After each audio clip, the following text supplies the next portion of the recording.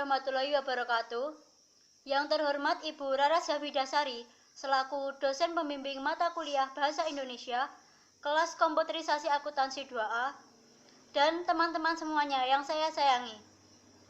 Pertama-tama, marilah kita panjatkan puji dan syukur atas kehadirat Allah Subhanahu wa Ta'ala, karena atas limpahan rahmat dan ridhonya, kita masih diberi kekuatan dan kesehatan hingga saat ini. Pada kesempatan yang baik ini, saya mengajak kita semua untuk sejenak memikirkan dan memperdulikan tentang keadaan bumi kita yang sedang dilanda pemanasan global.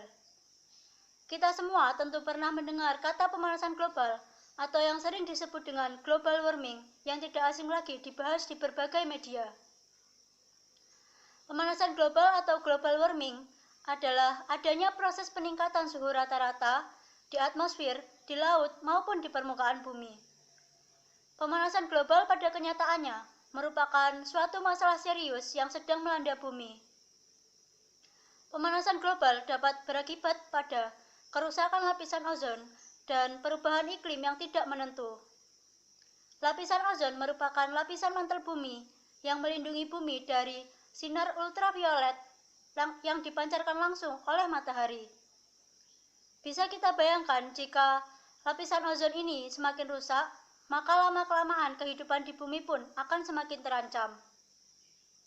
Selain itu, perubahan iklim yang tidak menentu akibat dari pemanasan global ini sudah bisa kita rasakan dampaknya.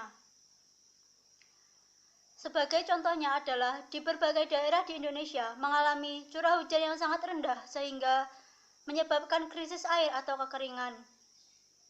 Sebaliknya, di daerah lainnya mengalami curah hujan yang sangat tinggi sehingga terjadi banjir dan tanah longsor. Selebihnya, dampak dari pemanasan global ini sudah kita rasakan dengan panas matahari yang lama-kelamaan semakin menyengat. Itulah beberapa dampak dari pemanasan global. Setelah mengetahui beberapa dampaknya, maka kita harus mengetahui pula apakah penyebab dari pemanasan global ini. Penyebab terjadinya pemanasan global antara lain adalah penggunaan listrik yang berlebihan, tidak adanya tanaman yang ditanam di pekarangan rumah, efek rumah kaca, polusi bahan bakar kendaraan, polusi industri pabrik, kurangnya ruang terbuka hijau, pembakaran hutan secara liar, dan penebangan hutan secara liar atau illegal logging. Itulah beberapa hal yang dapat menyebabkan terjadinya pemanasan global.